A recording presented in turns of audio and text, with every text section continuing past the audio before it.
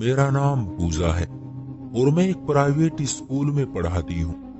मेरी माँ बहुत शरीफ और इज्जतदार घराने से संबंध रखती थी, मगर बदकिस्मती से उसकी शादी एक ऐसे आदमी से हो गई जो जुए का आदी था।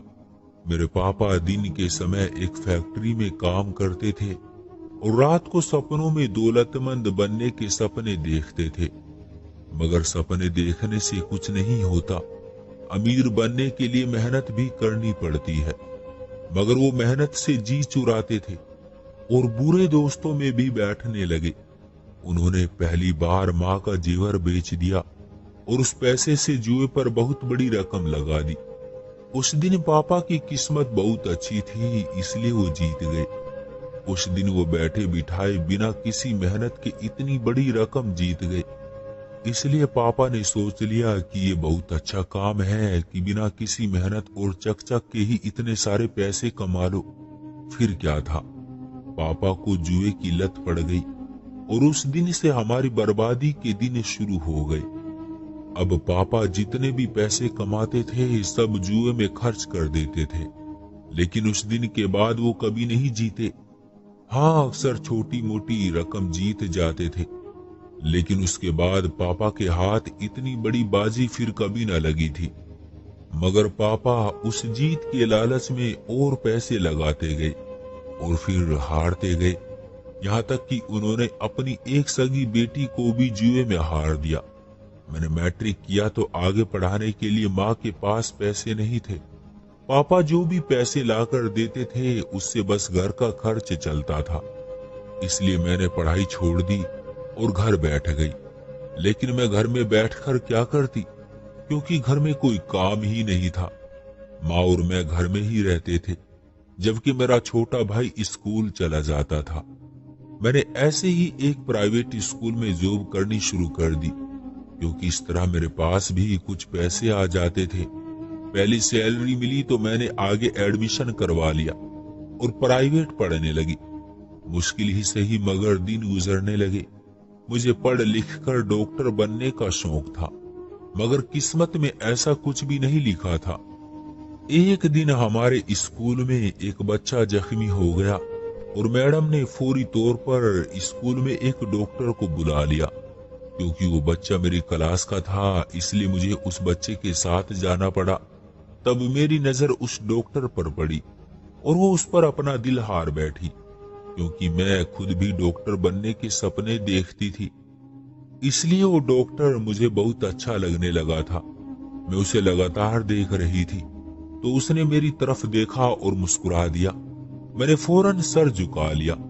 तभी उसने कहा कि फिक्र की कोई बात नहीं, अब बच्चा बिल्कुल ठीक है, लेकिन अगर उसे कुछ हो जाए तो मुझे कॉल कर लीजिएगा।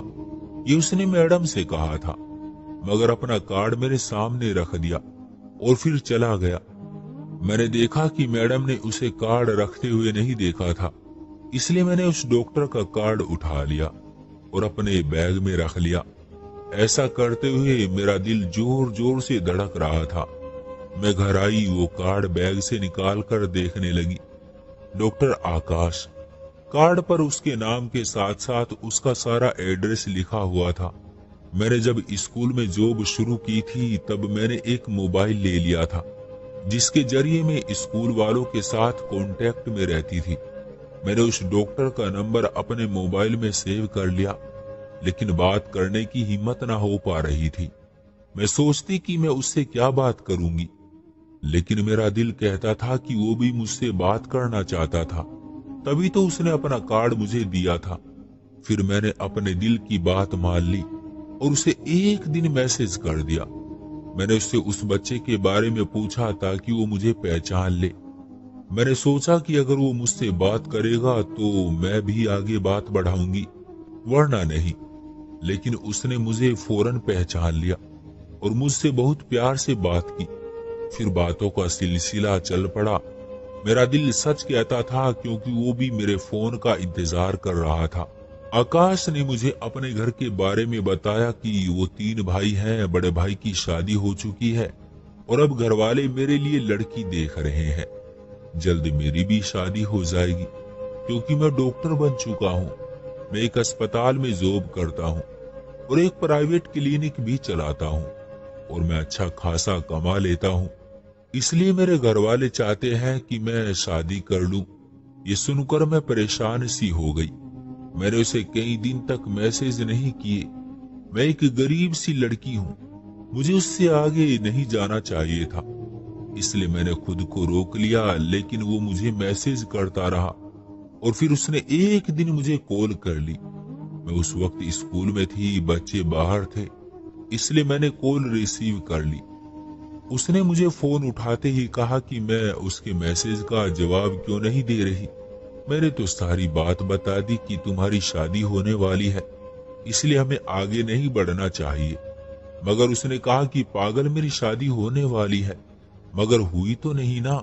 ये सुनकर मैं रोने लगी। तब उसने मुझसे कहा, क्या तुम मुझसे प्यार करने लगी हो?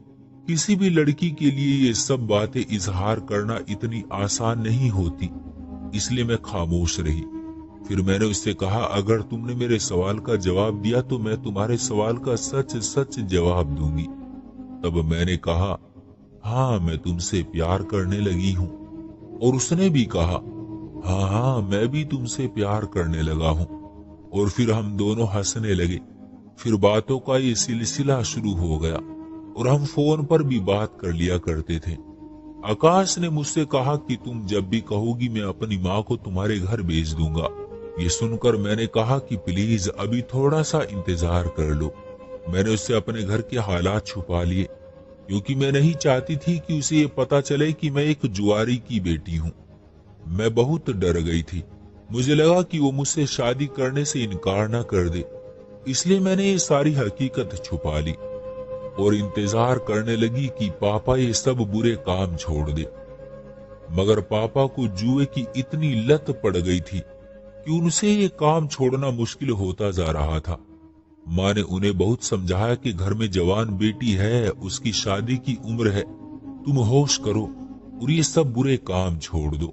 लेकिन पापा कहने लगे कि बस एक बार में जुए में फिर से एक बड़ी रकम जीत लूं, उसके बाद में ये काम हमेशा के लिए छोड़ दूंगा।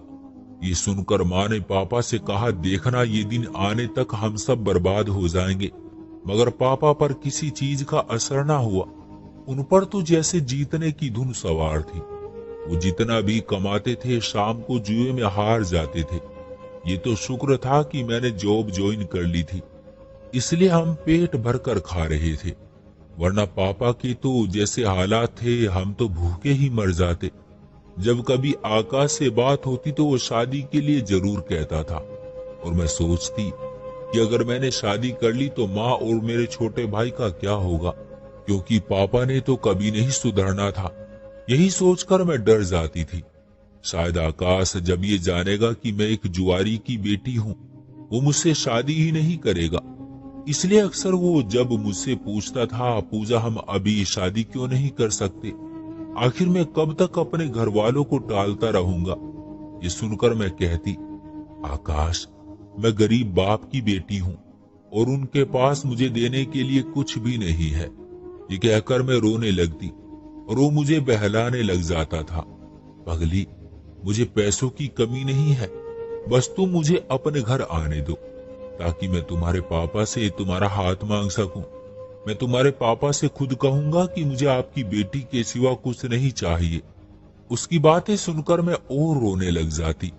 अब मैं उसे कैसे समझाऊं कि मैं किस लिए उससे शादी नहीं करना चाहती थी, क्योंकि मैंने जिस दिन सच बात बता दी वो मुझे छोड़कर चला जाएगा, क्योंकि उसे लड़कियों की कमी नहीं थी और यही बात मुझे डरा रही थी।